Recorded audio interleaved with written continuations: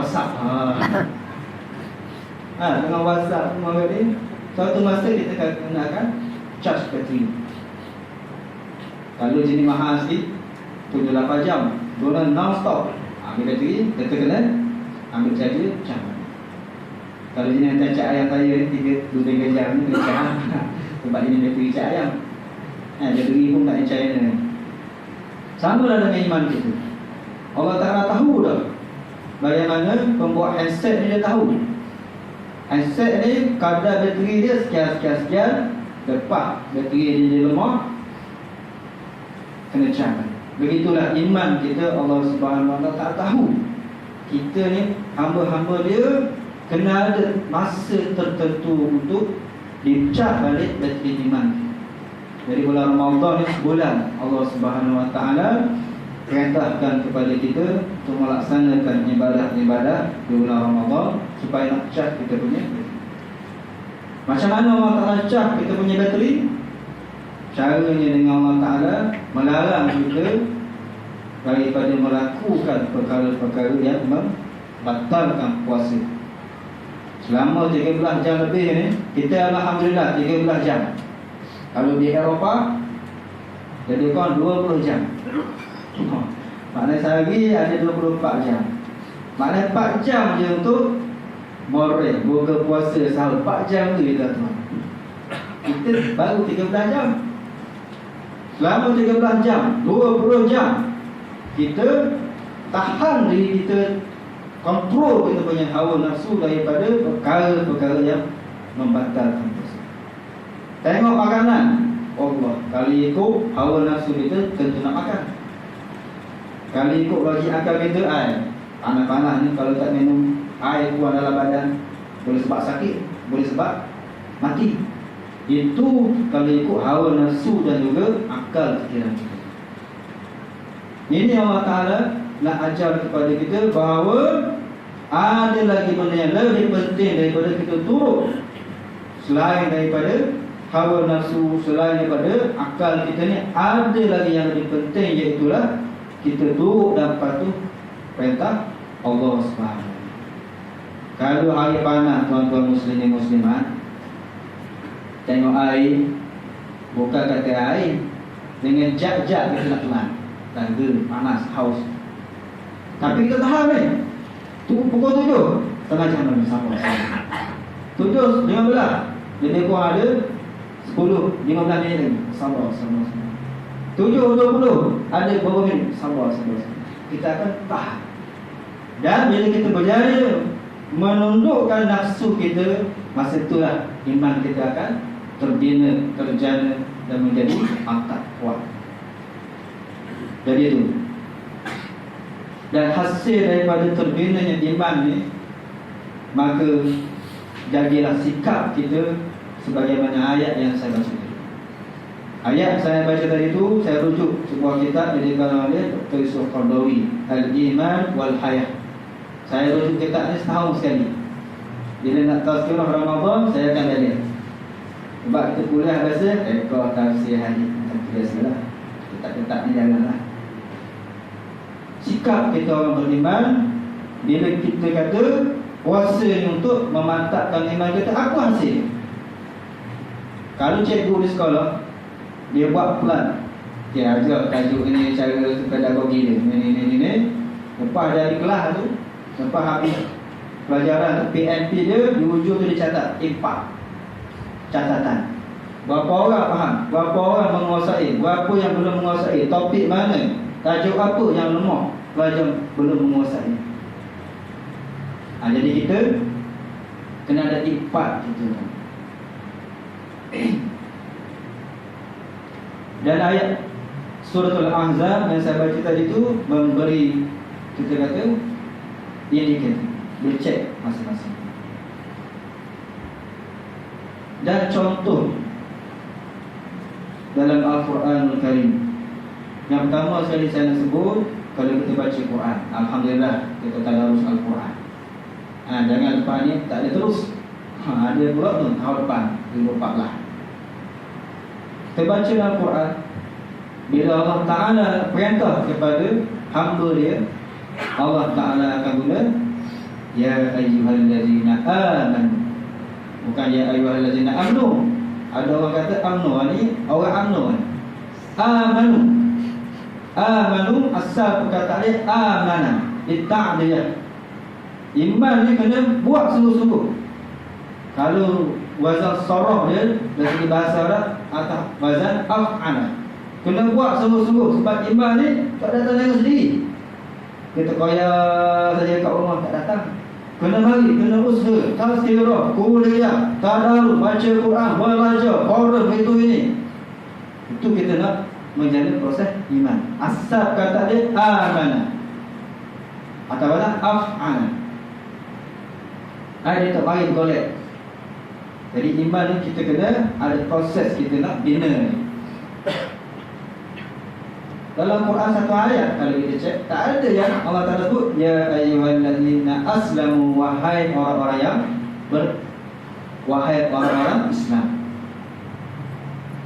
Kita baca ayat kursi 183 surah Al-Baqarah. Ya ayyuhallazina amanu kutiba alaikumusiyam. Contoh ibu-ibu kali dah terdengar ayat. Ini penting kita kata proses tazkirah. Ini tadabbur. Saya bawa salah satu contoh tadabbur Al-Quran Karim. Kita tengok sirah-sirah, lafaz-lafaz yang digunakan dalam Al-Quran supaya bila kita baca Quran hati kita akan tersentuh. Kalau kita baca Quran tak rasa apa-apa, tak gitu. Ya ayyuhallazina amanu kutiba alaikumusiyam. Sebab hanya orang yang beriman saja, iman yang mantap saja, dia akan rasa bersungguh-sungguh nak turut dan patuh kepada perintah Allah Ta'ala. Bab semayang sama juga, orang yang ada iman saja. Sebab itulah tuan-tuan jangan pelik. Tengok orang Islam pada akhir-akhir ini, akhir zaman. Orang tanya Islam, Islam. Puasa, puasa. Apalah kau ni? Marah, siap marah kat kita. Cuba tanya cek semayang tu. Ini kesalahan. Ramai yang puasa tapi semayang boleh tutup. Sebab apa? Ni kita kata ada ketidaksempurnaan iman. Orang beriman insya-Allah semayang, puasa, zakat semua sekali yang berkaitan dengan perintah Allah Ta'ala. Ceklah tuan-tuan. Ya ayyuhallazina amanu. Ya ayyuhallazina amanu. Amanu. Tak ada aslan. Sebab kalau takat Islam saja, seseorang itu boleh tentu dia turut dan patuh kepada segala perintah Allah Ta'ala. Ini salah satu kita kata sirah, lafaz-lafaz dalam Al-Quran yang kita perlu tadabbur. Kadang-kadang kita kena ada kita kata penerangan sedikit sebanyak apa dia punya hikmah. Contoh lain dalam lafaz dalam Quran Al-Karim, Allah Ta'ala guna anzalna. Allah kemudian bila sebut anzalna, dia ingat ke pelakon. Tahu kan, orang muda tak ramai sini. Ada setengah sebab tu saya sebut anzalna, sengang dia. Ustaz ni bab awak cepat ni. Pelaku yang bergaduh tu anzalna namanya. Saya baca anzalna. Dia senyum tu dia tahu lah. Dia orang lama-lama ni Haji Jalil ni bumi palsu. Itu ya. Apa ni? Salam. Dia pula anzalna ni bapa dia tak tahu.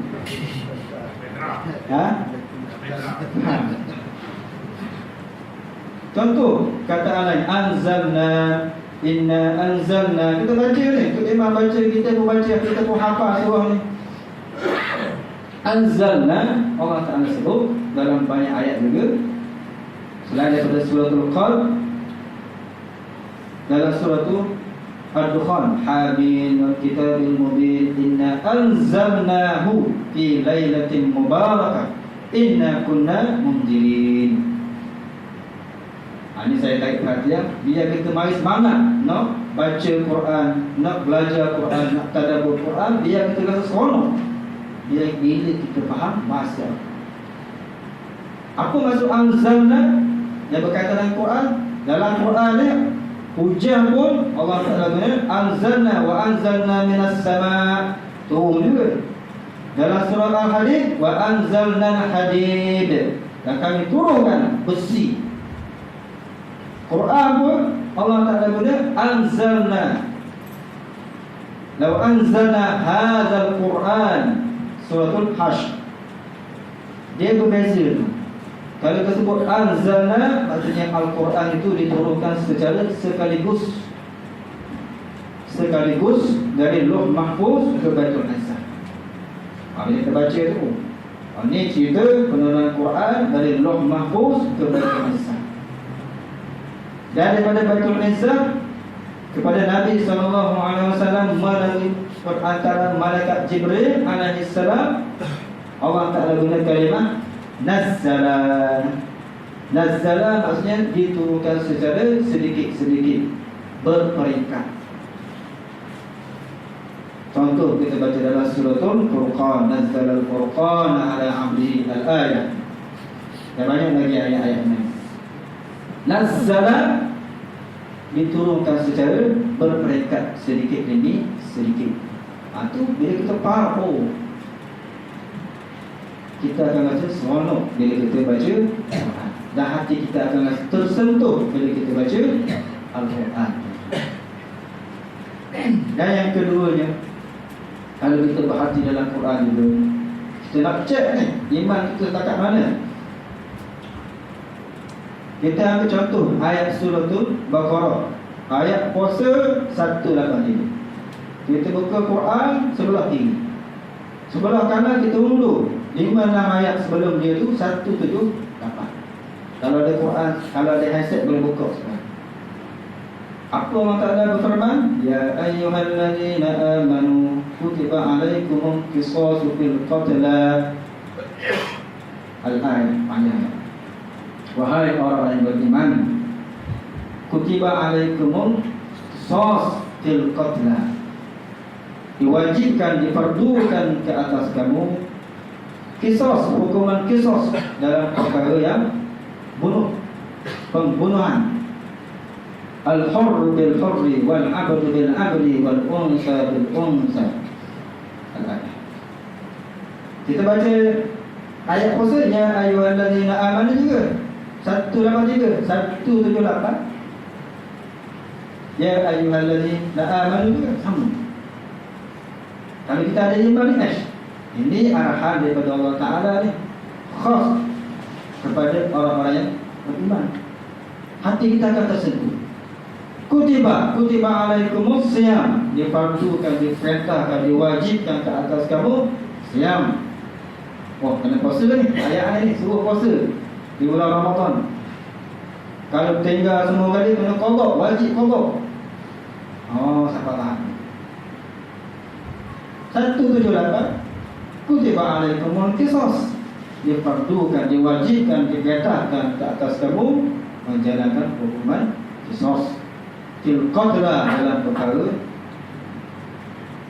Bila kita baca qisas, start politik. Politik apa? Quran sebut qisas. Lalu kita mengaji, tuan-tuan, saya sempat mengaji sikit, tuan-tuan. Kalau tuan-tuan nak lebih, tanya tuan-tuan orang yang ramai.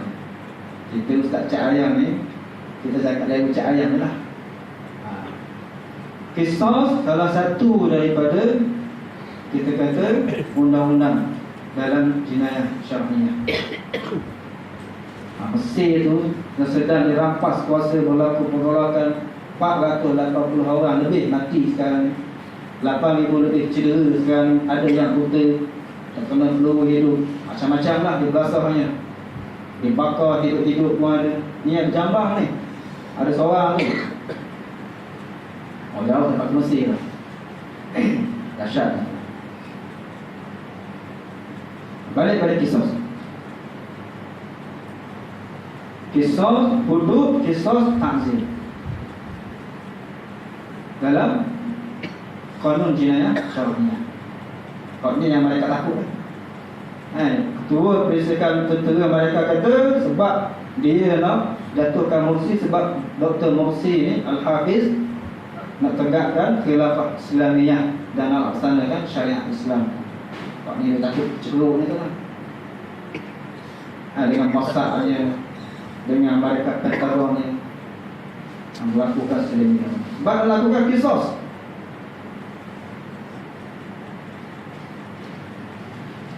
Hudud, kisos, takzir. Jadi masyarakat kita pun apa Ustaz? Kita tadi lah. Padahal kalau kita belajar fiqh, kita ambil sini ada baca kitab Fiqhul Manhaji. Fiqhul Manhaji sebuah kitab alal mazahib Asy-Syafi'iyah. Dalam mazhab Syafi'i dia ambil kitab-kitab muktabar, kitab-kitab yang ketika tertulis kemudian dibukukan, disusun balik dalam Fiqhul Manhaji. 3 jilid kan. Kalau terjemah saya tak pasti. Kalau bahasa Arabnya ada 3 jilid. Jilid 1, jilid 2, jilid 3. Tuan-tuan balik cek tengok jilid yang terakhir. Bab-bab yang terakhir tu ada dibincangkan berkenaan dengan al-ahkam, dengan hukum ahkam al-qadha, ada dibincangkan.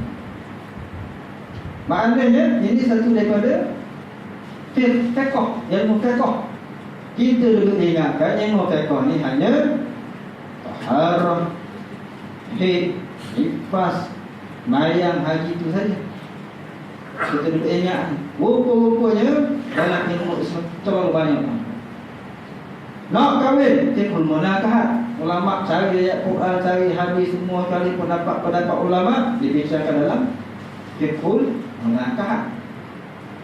Nak lepas kahwin menikah, nak bagi pesaka, ulama bukukan dulu fiqhul mawaris. Fiqh nak bagi faraid, nak bagi pesaka, ada kitab dia. Nak jual beli, fiqhul muamalah. Nak jual beli Islamic banking lah, nak gadai semua sekali tu. Apa lagi? Pak saya sebut tadi tu, hudud kisah tadi, fiqhul jinayah. Macam mana nak jatuhkan hukuman kepada yang melakukan kesalahan, melakukan jinayah-jinayah. Ada fiqhul jinayah. Dalam kitab Fiqhul Manhaji juga ada dibincang fiqhul jihad. Fiqhul jihad dibincangkan ahkamul jihad, anwa'uhu wa adabuhu wa marahil jihad, dibincangkan bab-bab itu. Kita ingat nak berjihad ni pakai hitam sembrono kan? Tak. Ada cara dia, ada peringkat-peringkat dia. Tak boleh pakai hitam saja. Jadi ulama bincang fiqhul jihad. Dan sekarang ni Dr. Yusuf Qaradawi karang sebuah kitab bagaimana nak terangkan kepada umat Islam sekarang ni bagaimana betapa pentingnya jihad. Dia karang sebuah kitab jihad, fiqhul jihad. Sebab sekarang ni kita dulu nampak jihad ni perang je. Dan antara kandungan yang ditekankan oleh Dr. Yusuf Qaradawi berkenaan dengan jihad, apa yang kita perlu faham, jihad ni dalam bentuk hukum dia boleh jadi fardu ain dan juga fardu kifayah. Ini kita belajar fiqhul jihad. Bila fardu ain? Selagi mana tidak tertegaknya sebuah negara Islam, selagi itulah orang Islam wajib fardu ain, macam sembahyang, macam puasa, melakukan kerja-kerja jihad sehingga tertegaknya kerajaan Islam yang melaksanakan hukum hakam berdasarkan Quran, hadis, ijma' dan qiyas ulama. 4 sumber perundangan Islam yang disepakati oleh ulama. Dan boleh jadi fardu kifayah. Fardu kifayah bila mana dah ada kerajaan Islam dan kita kena bantu jiran-jiran kita, negara-negara yang memerlukan pertolongan perlindungan, baru jadi fardu kifayah. Ini perkara yang kita perlu jelas. Dalam situasi sekarang ni, Dr. Yusuf Qaradawi karang sebuah kitab fiqhul jihad. Dia Islam sedar tanggungjawab bahawa ibadah yang kita dah faham ni bukan sekadar ibadah khusus. Apa mengucap sembahyang, puasa, zakat, haji, beres. Ibadah yang kita perlu fahami dalam bentuk ibadah ammah, ibadah umum. Segala aktiviti kehidupan kita mestilah kita patuh kepada segala perintah Allah Ta'ala. Sama ada hal yang berkaitan dengan diri kita, dalam keluarga kita, dalam masyarakat kita, dalam negara, dalam hubungan antara bangsa, mestilah mengikut segala perintah peraturan yang telah ditetapkan oleh Allah Subhanahu Wa Taala.